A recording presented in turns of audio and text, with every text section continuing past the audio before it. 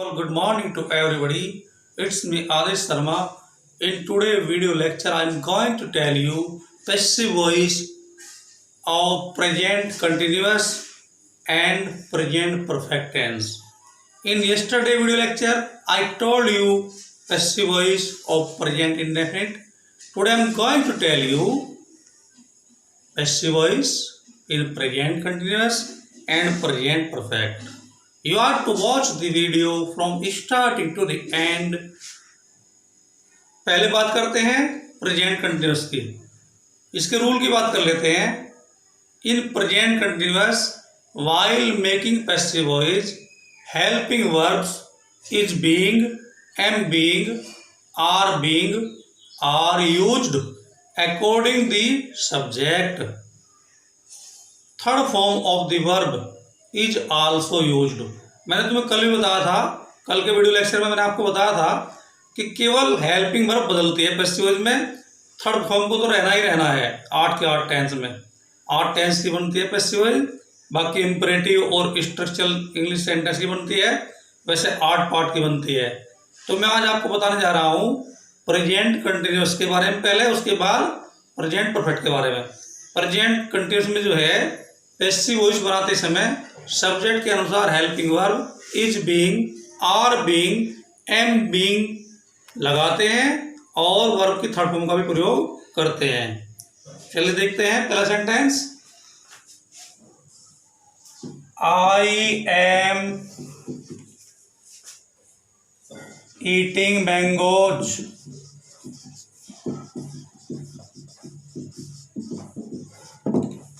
I subject है, mangoes object है, am helping verb है, ईटिंग मेन वर्ब है। तो ऑब्जेक्ट को सब्जेक्ट के स्थान पर लाते हैं। मैंगोज क्योंकि ये प्लूरल नंबर हो गया इसलिए इसके साथ कहीं का प्रयोग करेंगे आर बीइंग, और इसकी थर्ड फॉर्म कर देंगे ईटन बाई, आई का ऑब्जेक्ट कर देंगे मी। हिंदी देख लेते हैं दोनों की। आई एम ईटिंग मैंगोज, मैं आम खा रहा हूं। मैंगोज आर बीइंग ईटन, आम खाए जा रहे हैं बाई मी, मेरे द्वारा। I told you yesterday also, मैंने आपको कल भी बताया था। एक्टिव का ऑब्जेक्ट हो जाता है पैसिव का सब्जेक्ट, एक्टिव का सब्जेक्ट हो जाता है पैसिव का ऑब्जेक्ट। अब ये जो नया सब्जेक्ट बना है इसके अनुसार हेल्पिंग वर्ब हमें is being, am being, are being में से एक सेलेक्ट करनी थी क्योंकि ये प्लूरल नंबर है इसलिए आर बीइंग, और जो वर्ब दी है उसकी थर्ड फॉर्म ईटन बाय का प्रयोग करके बाय मी। बाय यहां दोबारा की अंग्रेजी होती है। आम खाए जा रहे हैं मेरे द्वारा। दूसरा सेंटेंस दे लेते हैं। You are not calling him, Hindi देख लेते हैं इसकी। तुम उसे नहीं बुला रहे हो। हिम ऑब्जेक्ट है, यू सब्जेक्ट है, आर हेल्पिंग वर्ब है, कॉलिंग मेन वर्ब है, और नेगेटिव सेंटेंस है। हिम का subject he is not being called by you, मतलब हो गया वह नहीं बुलाया जा रहा है तुम्हारे द्वारा। अब देख लेते हैं इंट्रोगेटिव सेंटेंस एक। Is he not reading a novel,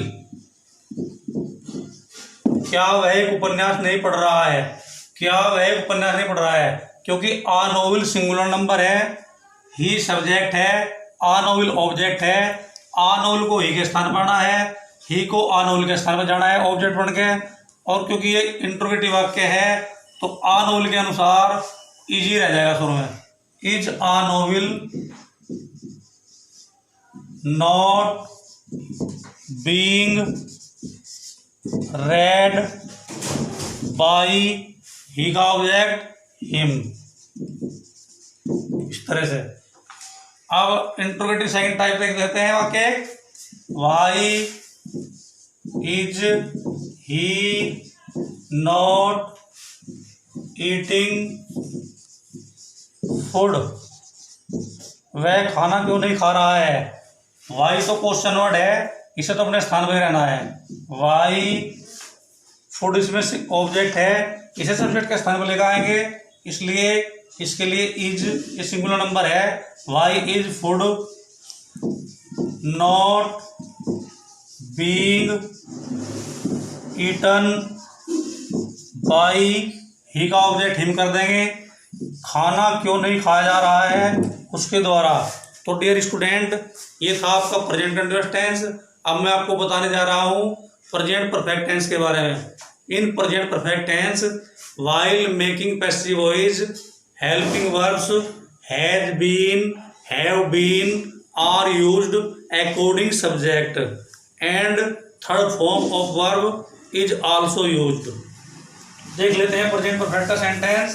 present perfect में पैसिव वॉइस बनाते समय helping verb has been, have been के बाद थर्ड फॉर्म लगाते हैं। प्रेजेंट परफेक्ट में कौन सी बनाते हैं? Third form. अब प्रेजेंट परफेक्ट में जो है एक बात का बेनिफिट मिल रहा है आपको, एक बात का बेनिफिट मिल जाता है स्टूडेंट को, क्योंकि थर्ड फॉर्म इसमें रखा ही है। इसमें आपको सर्च नहीं करनी, क्योंकि परफेक्ट में थर्ड फॉर्म आती है। तो एक्टिव में भी थर्ड फॉर्म रहेगी, पैसिव में भी थर्ड फॉर्म रहेगी। आपको ध्यान रखना है केवल according subject has been, have been. Singular number के साथ हैज बीन का प्रयोग करेंगे और प्लूरल नंबर के साथ हैव बीन का प्रयोग करेंगे। देख लेते हैं सेंटेंस प्रेजेंट परफेक्ट का।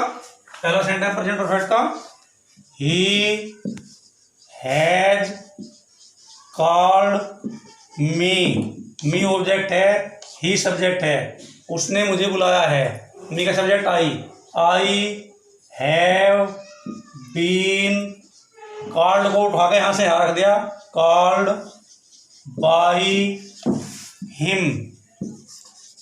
इसकी हिंदी देख लेते हैं। ही हैज कॉल्ड मी, उसने मुझे बुलाया है या वह मुझे बुला चुका है। मी का subject I have been called by him. इसमें क्या बेनिफिट है?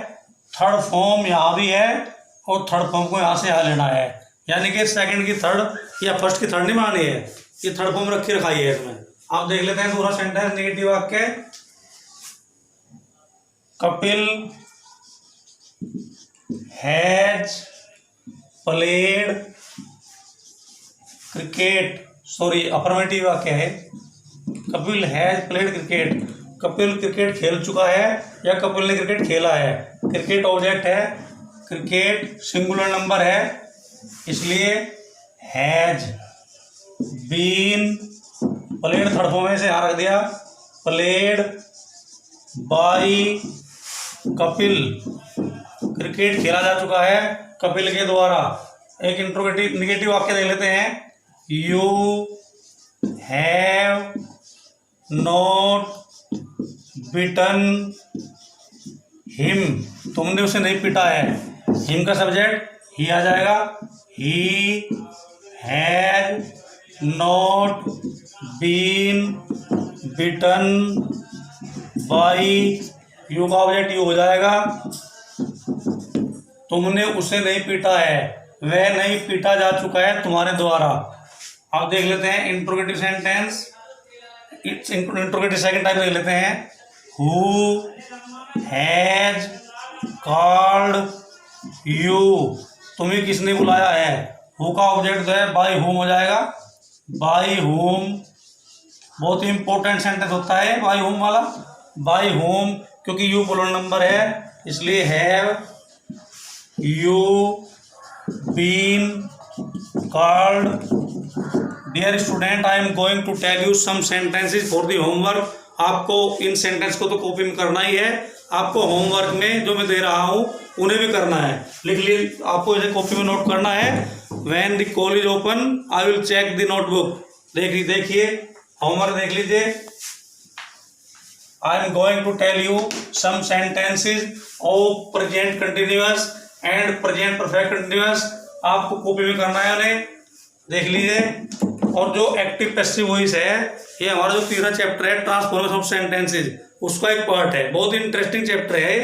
देखिए पहला sentence, he is reading a book, पहला सेंटेंस। दूसरा sentence, Gopal is not calling us.